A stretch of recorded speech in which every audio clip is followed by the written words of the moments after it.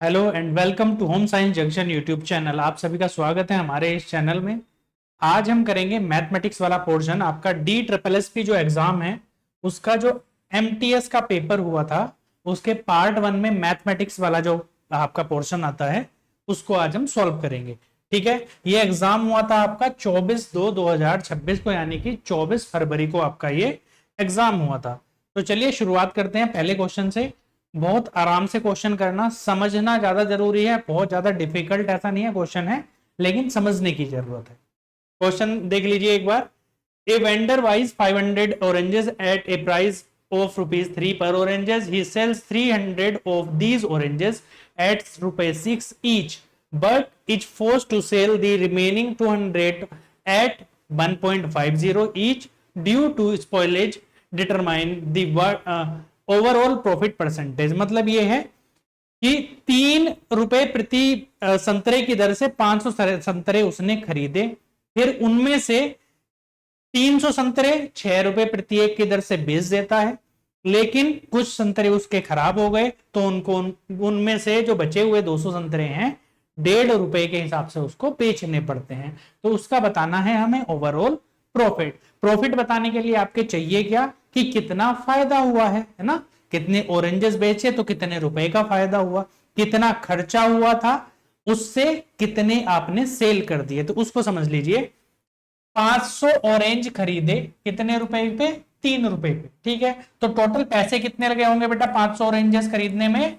500 multiply by 3, मतलब कितना हो जाएगा? ₹1500 उसने खर्च किए। जेब से कितने रुपए लगाए? ₹1500। अब देखो, उनमें से 300 संतरे ₹6 प्रति एक की दर पे उसने बेच दिए। अब ये तो उसका कॉस्ट प्राइस आ गया। ठीक है, इतने पे खरीदे। अब सेल कितने किए? इन 500 संतरों में से बेटा उसने 300 संतरे किस रेट पे बेचे? ₹6 के रेट पे। तो इसका मतलब क्या हुआ? 300 संतरे ₹6 के रेट पे बेच दिए, यानी टोटल के ₹1800 उसको मिल गए मात्र 300 संतरों में।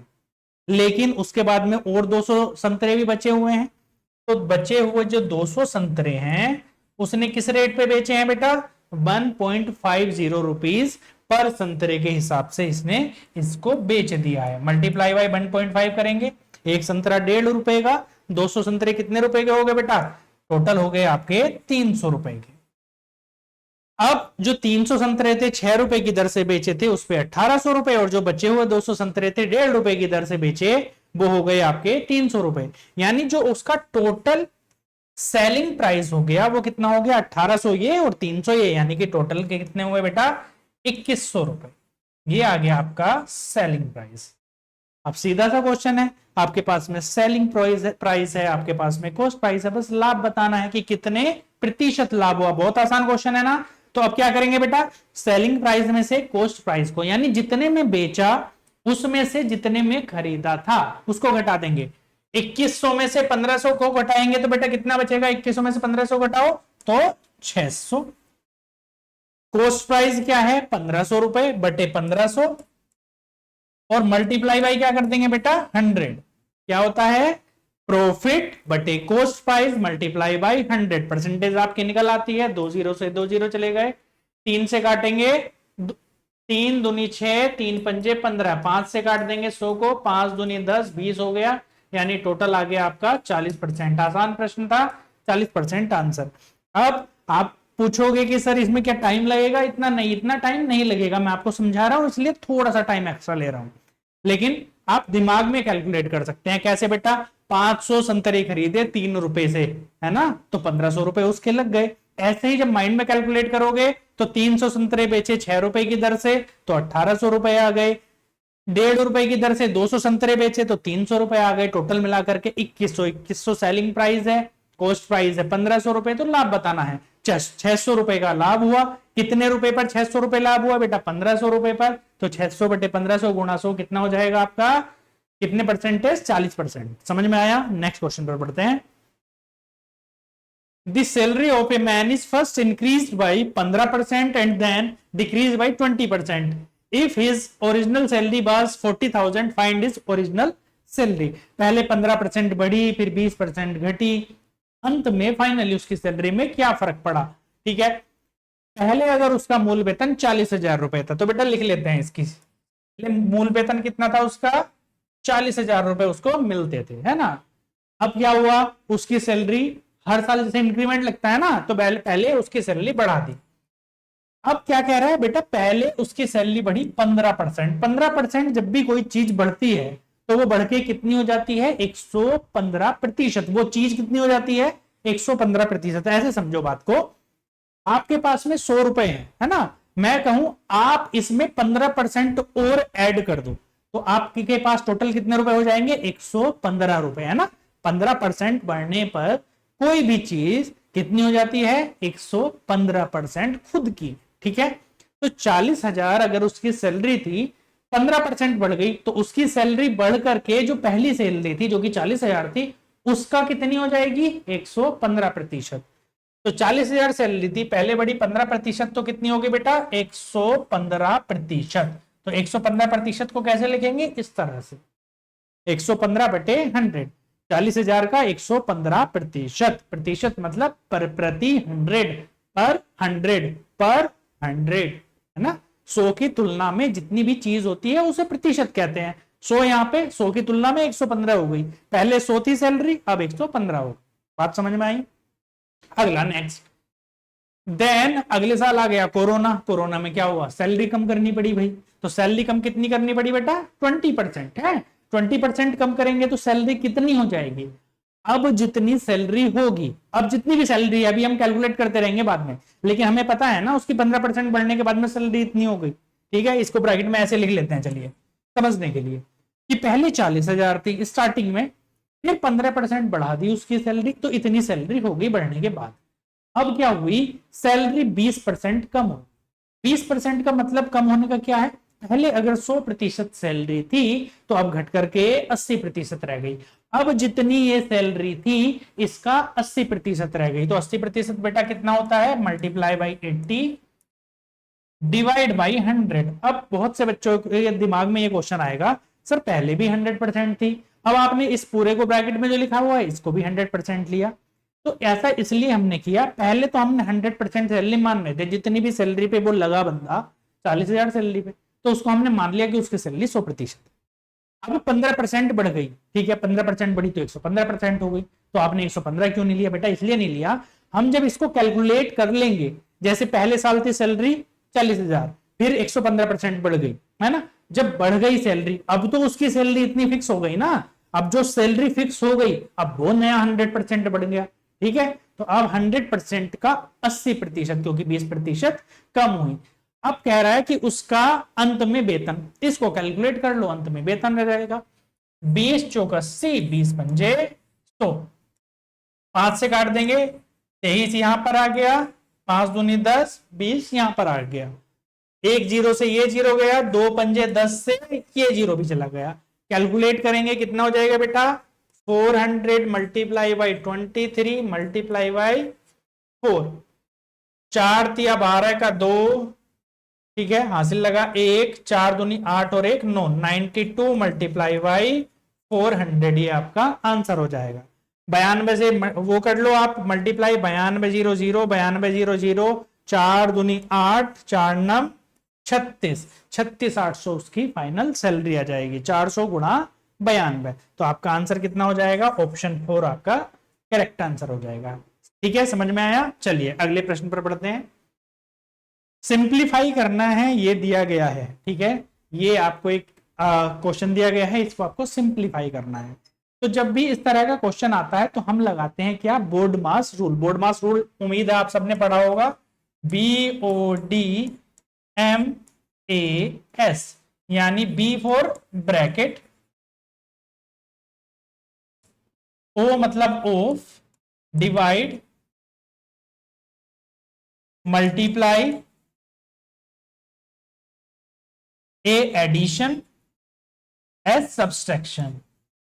ठीक है, हिंदी में देख लीजिए, ब्रैकेट तो आपको पता ही है ना, ओ मतलब का, हिंदी में बोलते हैं इसको का, 4 का 3%, ऐसे लिखते हैं ना। डिवाइड मतलब भाग, मल्टीप्लाई गुणा, ए एडिशन मतलब जोड़ना, और सब्सट्रैक्शन मतलब घटाना। हम इस क्रम में चलते हैं, सबसे पहले ब्रैकेट खोलते हैं।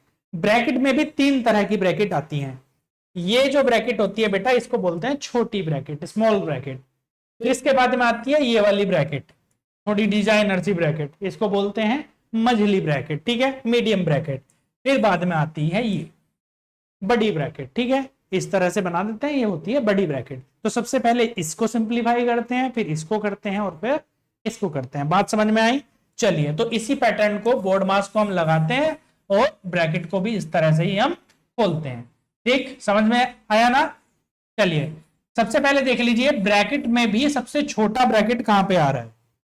सबसे छोटा ब्रैकेट ये वाला है, इसको सिंप्लीफाई करो। अब ये है आपकी क्या, संयुक्त भिन्न, है ना? तो ये कितना हो जाएगा बेटा, संयुक्त भिन्न जैसे एक सही 1/2 है, यानी मिश्रित भिन्न है, संयुक्त भिन्न है। इसको कैसे, भिन्न को सिंपल भिन्न में, साधारण भिन्न में कैसे कन्वर्ट करते हैं? 2 की गुणा कर देते हैं 1 से और 1 जोड़ देते हैं।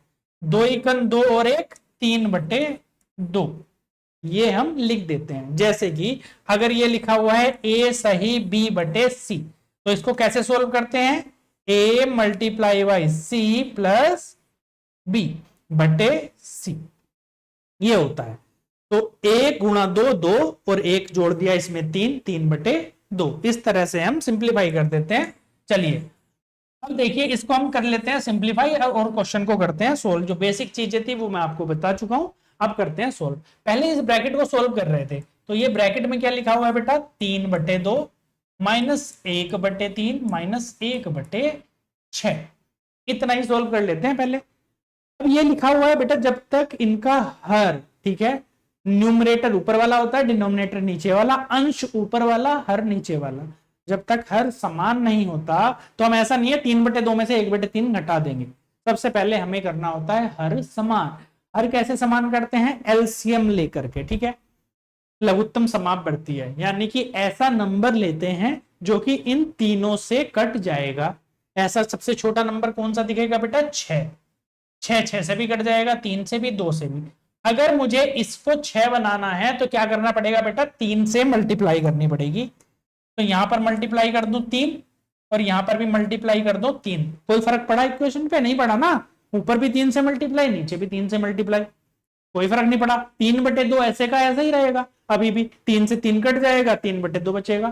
तो हम ऊपर और नीचे सेम नंबर से मल्टीप्लाई कर देते हैं, लेकिन नीचे क्या बन जाएगा आपका? 6। यहीं पे भी ऐसे करेंगे, यहाँ पे 2 से मल्टीप्लाई और यहाँ पर भी 2 से मल्टीप्लाई, और 1/6 ऐसे का ऐसे ही रह जाएगा।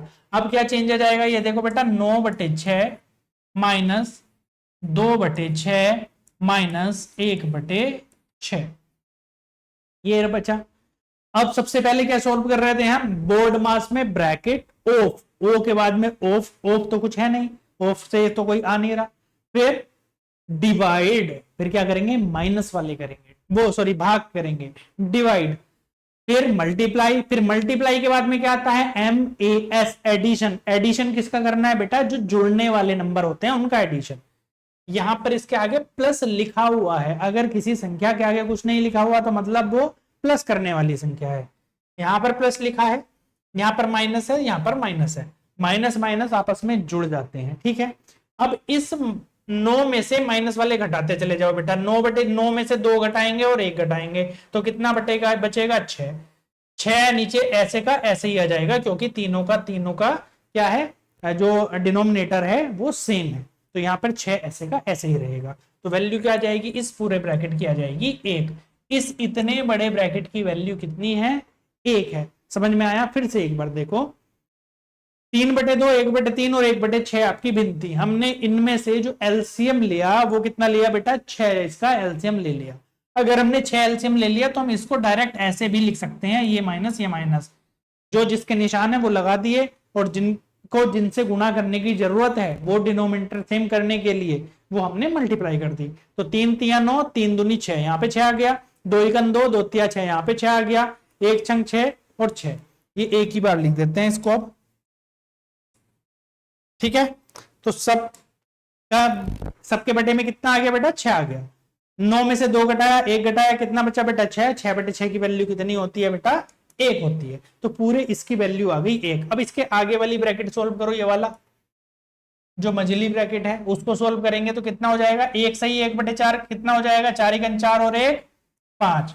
ये 5/4 माइनस के 1/2 गुणा 1, ये ब्रैकेट तो अब हट गई, ब्रैकेट हमने सोल्व कर ली, इस पूरे ब्रैकेट की जगह आ गया 1। इसको सोल्व करेंगे, यहां तक की वैल्यू हम सोल्व कर रहे हैं। इससे पहले क्या लिखा हुआ है 9/4, ये और लिखा हुआ है, इस तरह से आ गया। अभी हमने 15/2 और छोड़ा हुआ है। इसको सोल्व करेंगे बेटा, तो कैसे करेंगे अब देख लो। आप यहाँ पे 5/4, पहले वाली ब्रैकेट सिर्फ हम सोल्व कर रहे हैं, ये जो मंझली ब्रैकेट थी आपकी, ठीक है। यहाँ 4 है, यहाँ 2 है, तो इसको भी 4 बनाना पड़ेगा, ठीक है। 2 से मल्टीप्लाई कर देंगे तो बन जाएगा, मल्टीप्लाई कर दीजिए, तो multiply by 2 multiply by 2, value कितनी हो जाएगी यहाँ पर 5/4 माइनस के 2। यहाँ पे 5 में से 2 गए, कितने बचे बेटा 3, और नीचे क्या आ जाएगा 4, यानी कि इस पूरी वैल्यू की जगह आपका वैल्यू कितनी आ गई 3/4। इधर देख लीजिए अब वैल्यू बचती है आपकी 15/2 माइनस के बड़ा ब्रैकेट 9/4 प्लस, प्लस का निशान था प्लस लगा दिया, और इस पूरे की जगह लिख देंगे हम 3/4।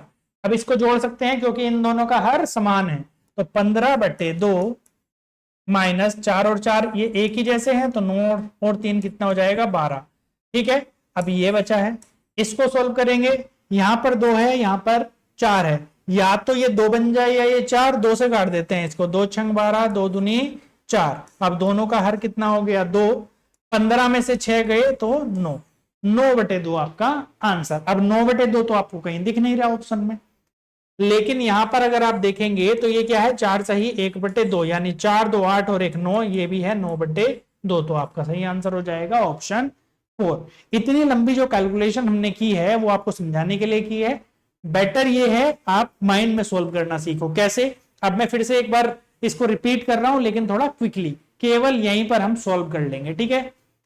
पहले ब्रैकेट सोल्व करनी थी हमें,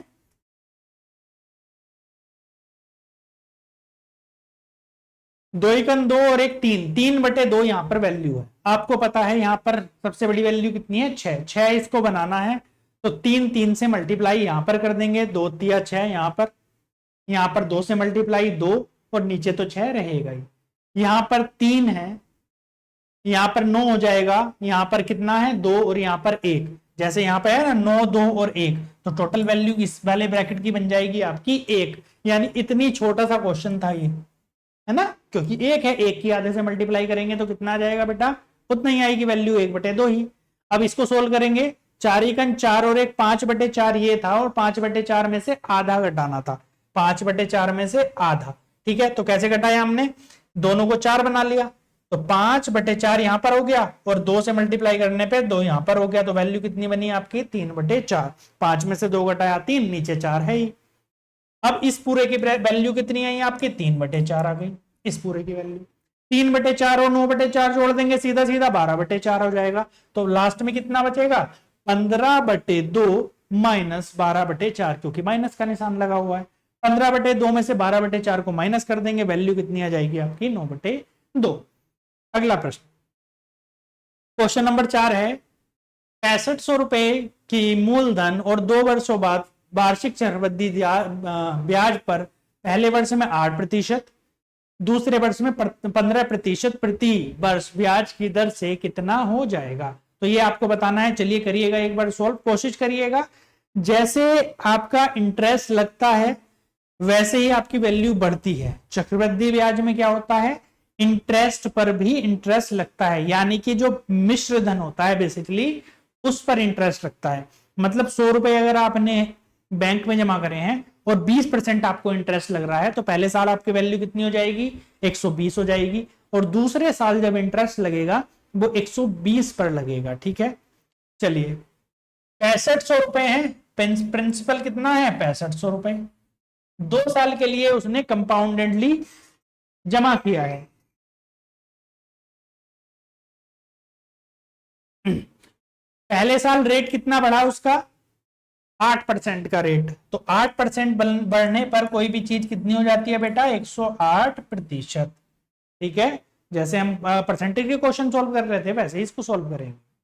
अगले साल वैल्यू कितनी बढ़ी है 15%, तो इस अमाउंट का कितनी बढ़ जाएगी 115%, 15% बढ़ने पर वैल्यू कितनी हो जाती है? 115%। इसको सोल्व कर लेंगे, आपका आंसर आ जाएगा। 2 जीरो से 2 जीरो कट जाएंगे, 5 से डिवाइड करो, यहां जाएगा 23 और यहां जाएगा 20। 5 से ये कट जाएगा, 5 चौक 20 और 13 पंजे 65। 4 से ये कट जाएगा, 4 दूनी 8 और 20 28, 4 सत्ते 28। तो वैल्यू आपकी कितनी है? 13 गुणा 27 गुणा 23। ठीक है, अब सॉल्व करेंगे, कैलकुलेट करेंगे, जो भी आएगा आंसर आ जाएगा। 9 सत्ते 63, 3 तिया 9, आपकी जो भी वैल्यू आएगी फाइनली आपका आंसर हो जाएगा। ठीक है, कितना हो जाएगा? 3 सत्ते 21, 1 तिया 3, 3 बाद में आएगा तो इन दोनों में से कोई एक आंसर होगा, यूनिट डिजिट से। 3 सत्ते 21, 1 तिया 3, कैलकुलेट कर लेंगे, जो भी वैल्यू आएगी आपका वो सही आंसर हो जाएगा। Next, if each unit costs 6 rupees then what is the total combined bill of April and May? अप्रैल और मई यानी इस वाले का और इसका टोटल कंबाइंड बिल कितना होगा यदि 6 रुपए है? एक यूनिट की कीमत कितनी है? 6 रुपए। अप्रैल में कितनी यूनिट खर्च हुई बेटा? 200। मई में कितनी यूनिट खर्च हुई? 260। टोटल यूनिट इतनी खर्च हुई। एक यूनिट की वैल्यू कितनी है? 6 रुपए। तो टोटल की वैल्यू कितनी होगी? 6 गुना ये, यानी 460 मल्टीप्लाई बाई 6। 6 0 0, 6 चंग 36 का 6, हासिल 3, 6 चौक 24 और 3 27। 2760 रुपए आपका हो जाएगा सही answer, option 4। Next, simplify 1.2 plus 3/5 minus 0.4 और आपके आंसर दिए गए हैं पॉइंट्स में, दशमलव में आपके उत्तर दिए गए हैं। इस वैल्यू को दशमलव में बना लो। 3/5 बेटा क्या होता है? दशमलव के 6 होता है। 5 छंग 30, तो ये वैल्यू क्या दिया गया, दी गई है? 1.2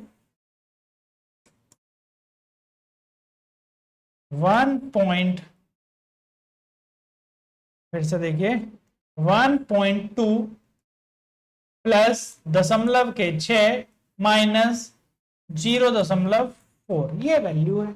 आसानी से सोल्व कर लेंगे। 1.2 प्लस 1.6 कितना हो जाएगा? 1.8 माइनस के 0.4, यानी आंसर कितना हो जाएगा? 1.4 विकल्प के सही है। आसान प्रश्न था, बहुत आसान था। 1.2 3/5 माइनस 0.4। 3/5 को सिर्फ कन्वर्ट करना था आपका दशमलव में।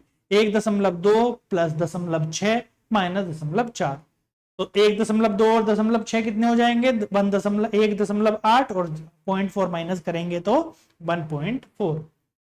नेक्स्ट, निधि बाजार गई मार्कर खरीदने। 7 मार्करों की कीमत 420 है। निधि द्वारा खरीदे गए 5 ऐसे मार्करों की कीमत ज्ञात कीजिए। देखिए कितना आसान, बहुत सारे प्रश्न ऐसे आते हैं कि जो आप सेकंड्स में सॉल्व कर सकते हैं। जैसे ये प्रश्न था, इससे पहले वाला प्रश्न था, बहुत ज्यादा आसान प्रश्न थे।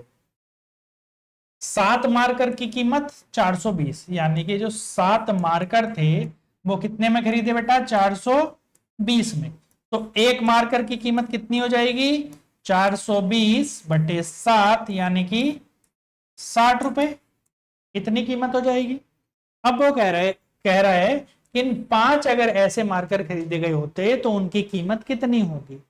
ऐसे ऐसे 5 मार्कर की कीमत कितनी होगी? उसने सेलिंग प्राइस, कॉस्ट प्राइस, कुछ का ड्रामा ही नहीं रखा, सिर्फ सीधा बताया है कि 5 मार्कर की कीमत कितनी होगी। तो एक की कीमत है 60, तो 5 की कितनी हो जाएगी बेटा?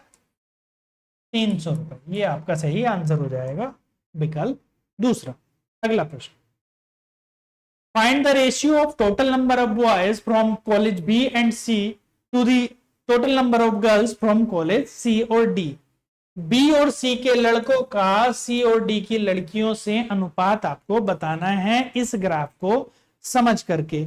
बॉयज जो ज्यादा डार्क लाइन दिख रही है ये वाली, ये बॉयज की लाइन है, और गर्ल्स की जो थोड़ी सी लाइट लाइन दिख रही है आपको, ये गर्ल्स की लाइन है। ठीक है, अब वो कह रहा है कि लड़के और लड़कियों की संख्या, मान लीजिए सभी संख्याएं 250 की गुणज है, यानी 250 से विभाजित होती हैं। जितने भी लड़के होंगे लड़की होंगी वो सारे के सारे 250 के मल्टीपल में होंगे। अब हमें पहले क्या चाहिए बेटा? बी और सी के बॉयज। बी के बॉयज एक तो ये रहे और सी के बॉयज ये है। ठीक, वैसे ही लड़कियों की बात करें तो सी और डी की लड़कियां, सी की लड़कियां बेटा ये हैं और डी की लड़कियां बेटा ये हैं, ठीक। तो बी और सी, बी का सी से अनुपात, बी और सी के लड़कों का सी और डी की लड़कियों से। बी के लड़के कितने हो गए बेटा, यहां पर ये वाली लाइन आ रही है, यानी 3000 और 3500 के बीच में। तो 250 की गुणज होनी चाहिए, मल्टीपल होनी चाहिए। तो कितनी हो जाएगी बेटा ये संख्या, 3250। इतने हो गए बी प्लस बी के लड़के, जो बी में लड़के कितने पढ़ रहे हैं, 3250। ऐसे ही सी के लड़कों की संख्या यहां पर दिया गया है 3000। तो सी में टोटल लड़के कितने हैं बेटा, 3000। तो टोटल कितने लड़के हो गए बी प्लस सी में, 3 और 3 6, 6250 लड़के हैं बी और सी को मिला करके। ऐसे ही लड़कियों की अगर हम बात करें तो यहां पर कितनी वैल्यू दी गई है, 3500, और यहां पर कितनी वैल्यू दी गई है, 4000 और 4500 के बीच में। यानी कि सी में जो लड़कियां हैं वो कितनी है, सी में लड़कियां 3500 हैं, प्लस डी में लड़कियां कितनी हैं, 4000 और 4500 के बीच में, यानी कि 4250। इन दोनों को मिलाएंगे तो कितना हो जाएगा, 7750। 6250 का 7750 से अनुपात बनाना है। क्यों, क्योंकि ये बी और सी के लड़के हैं और ये सी और डी की लड़कियां। तो प्रश्न कितना आसान हो जाता है, इन दोनों का आप अनुपात बड़ी आसानी से बता सकते हैं। 6250 अनुपात 7750। 0 से 0 कट जाएगा, 25 से काटेंगे, 25 दूनी 50, 12, 25 पंजे 125, 25 या 75, 2 25, 25 ही गना 25। तो 25 अनुपात 21 के अनुपात में लड़के और लड़कियां हैं किसमें, बी और सी और डी में। तो आंसर हो जाएगा ऑप्शन सेकंड। एक बार फिर से देख लीजिए, ग्राफ को समझना पड़ेगा आपको। देखो प्रश्न में पूछा गया है बी और सी के लड़के, बी में लड़के ये हैं यहां पर और सी में ये है, इन दोनों को जोड़ दो। जोड़े कितने, 3250 प्लस 3000, इतने लड़के थे 6250 बी और सी को मिलाकर। लड़कियां सी और डी की, सी में लड़कियां कितनी थी बेटा 3500 और डी में कितनी थी 4250, ये वाला था 4250, ठीक है। तो टोटल मिला करके 7750। इन दोनों का अनुपात कितना आ जाएगा, 25:21।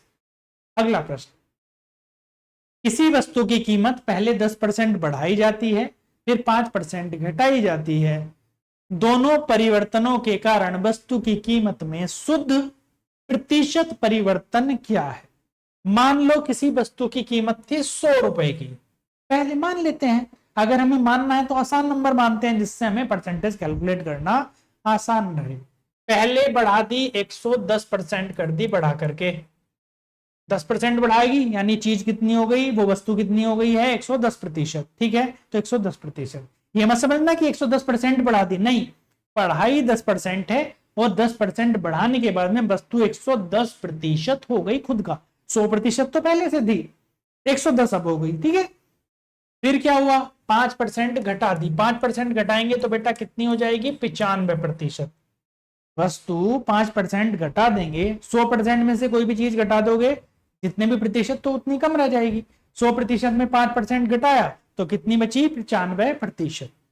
अब सोल्व कर लेंगे इसको, ये 100 से 100 गया, 0 से 0 गया, 5 दूनी 10, 5 से काटेंगे तो 19, कैलकुलेट करेंगे 11 नम 99, 9 11 11 और 9 20, 2 से डिवाइड करो, 2 दाई 20, 2 चौक 8.5।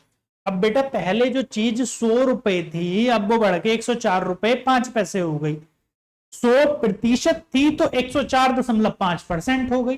तो कितनी बढ़ गई, 100 से 4.5% बढ़ गई। कितनी बढ़ गई बेटा 4.5%। सही आंसर हो गया, बहुत आसान था।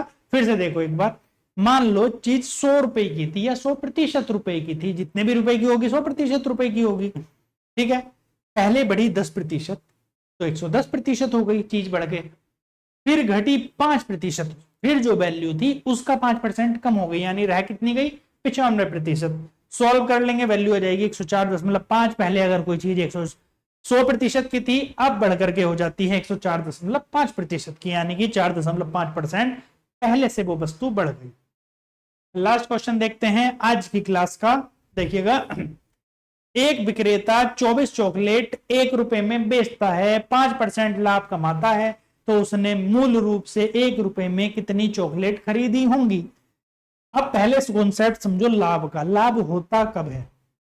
मैं अगर दुकानदार हूं, मैंने 1 रुपए में 24 चॉकलेट बेच दी, मुझे लाभ हुआ। तो मुझे लाभ किस चीज का हुआ बेटा? मुझे लाभ हुआ चॉकलेट्स का, ठीक है, जो चॉकलेट है। क्यों? मैंने कम बेची होगी ना, जब भी तो लाभ होगा। 1 रुपए में अगर मैं 24 ही लेके आता, 24 ही बेच देता, तो मुझे कोई फायदा नहीं था। 1 रुपए में अगर 20 लेके आता, 24 बेच देता, तो मुझे 4 चॉकलेट का नुकसान हो जाता। 1 रुपए में अगर मैं 30 चॉकलेट खरीद के लाया होता और 24 बेच देता, तो मुझे फायदा होता। कॉन्सेप्ट समझ में आया? अगर 1 रुपए में चीजें खरीदी जा रही हैं, तो मुझे ज्यादा चीजें मिली होंगी और मैंने कम बेची होंगी, जब भी तो मुझे लाभ हुआ है। तो 24 चॉकलेट बेचने पर कितना लाभ हो रहा है बेटा? 50% का। तो 24 का 50% निकालो, 12 रुपए, 12 आ गया। यानी टोटल उसने 36 चॉकलेट खरीदी होंगी। 36 तो उसने 1 रुपए में खरीदी थी और 24 उनमें से बेच दी, तो उसे फायदा क्या हुआ बेटा? 12 चॉकलेट का उसको क्या हो गया? फायदा। यानी जो लाभ किसके, जो बराबर किसके होगा? 50% के। तो आपका आंसर हो जाएगा ऑप्शन 3, आपका सही आंसर हो जाएगा कि उसने 1 रुपए में 36 चॉकलेट खरीदी थी। ये आपके शुरू के 10 क्वेश्चन थे। अगले 10 क्वेश्चन नेक्स्ट क्लास में करेंगे, इसी के अगले क्वेश्चन, ठीक है। चलिए मिलते हैं नेक्स्ट क्लास में, तब तक के लिए शुक्रिया, धन्यवाद।